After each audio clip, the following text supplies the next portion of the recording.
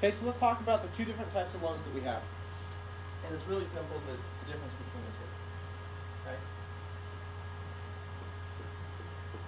We have a $15,000 loan. We have a $5,000 loan.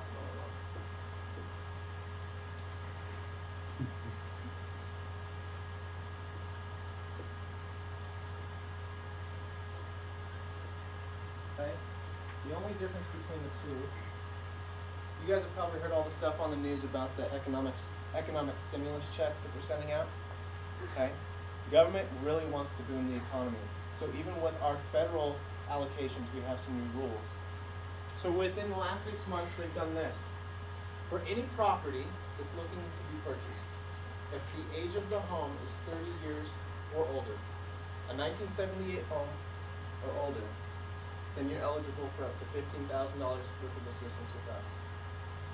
With the same terms, 0 interest, no payments, second position. Okay? If the home is 29 years or newer, so 1979 through 2008, then we max out at $5,000. Same terms, no interest, no payments, second position. The thing that's awesome about both of them is they both carry the same rate of forgivability. So they're both 10-year terms. Years 6 through 10, do this, 20% a year forgiven. Okay? By looking at that, you can probably guess which we're doing the most of right now. For a whole lot of reasons. One, the older homes are a little bit cheaper than the new stuff. This goes a long way for down payment and closing costs. This can drop your monthly payment significantly into a home. And with getting a home versus, a lot of these are used for condos and townhomes. A lot of the families outgrow them quickly. These, there's a higher likelihood that you're going to be there for 10 years because it's a home. It's easier to grow in. Oh, sorry. Is it specific how much you can use for each? So the way that we calculate the eligibility, how much of the 5,000, because this is maximum, right? Up to 5,000. Okay, so this is how we do it, and it's different between the two. And this won't concern you as the buyer as much as the loan officer running the first loan. Okay, with the 5,000, this is how we calculate it. We have purchase price. Your lender is going to provide you with what's called a good faith estimate. You're going to come to them and say, this is the home that we're looking at buying. This is what they're asking. We've made an offer. This is our purchase price. From there, they're going to create a good faith estimate, which is a breakdown of all of your costs for buying the home. It's going to have the loan, your interest rate, how much down payment, how much closing costs, and then the third aspect that we look at, which is called prepaids and reserves. They just put that in the closing cost, but for our program, we calculate it a little bit different. Okay? So you take your purchase price. We'll do easy math because I'm no mathematician. Okay? On your good faith estimate, and this is exactly where I look when I calculate your eligibility. I ask that the lender sends me over a copy of your credit report, your good faith estimate, and a copy of the appraisal. The base loan amount for this example is $95,000. Okay? That shows me your down payment eligibility, which is $5,000. Now this is different. This is for my program only. How they're running your primary loan, whether it be FHA 3% down, conventional, this is completely separate. This is just for our nonprofit.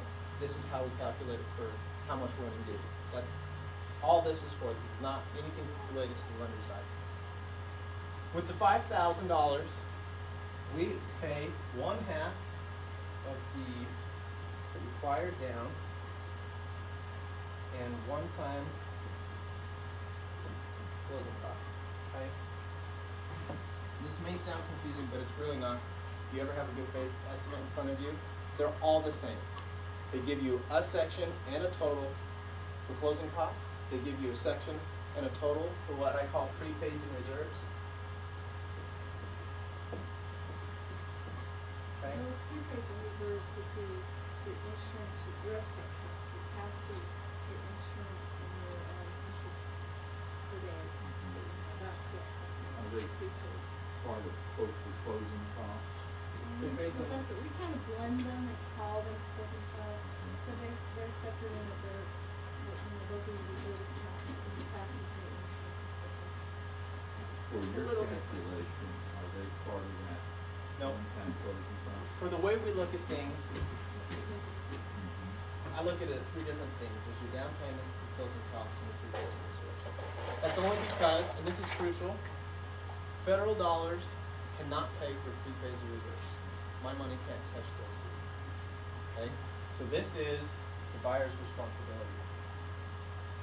Or gift, or when the seller says they can contribute. Now, as he was explaining on his, it's illegal to take over a certain percentage. It happens all the time where the seller will contribute $3,000 towards closing costs. 99% of the time, deals that we do, that's what happens. These dollars I can't pay for, the sellers just pay for it for the buyer, and the deal's done. Okay? So the way I calculate it, 1/2 of the required down. So out of this scenario, you're gonna get $2,500 from us, and then whatever the one-time closing costs come out to be. For a $100,000 loan, we're typically somewhere between $1,800 and $2,400.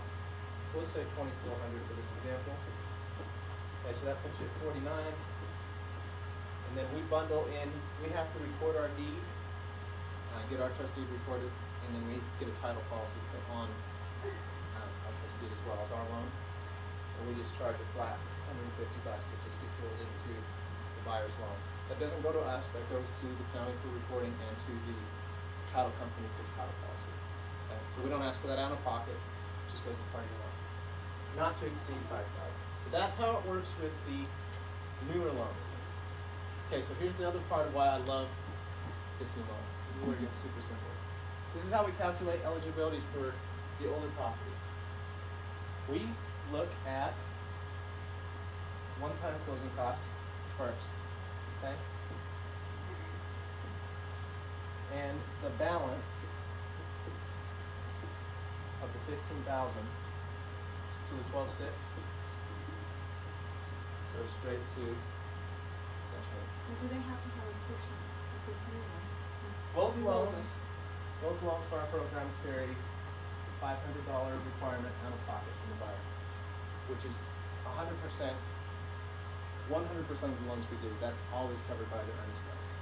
When you make an offer on a property, just about everybody looks for something to reserve it, and the industry standard has been 500 for a while. I don't know if you guys Which is like- ridiculously low. It should be It is. more. It's a secure dream.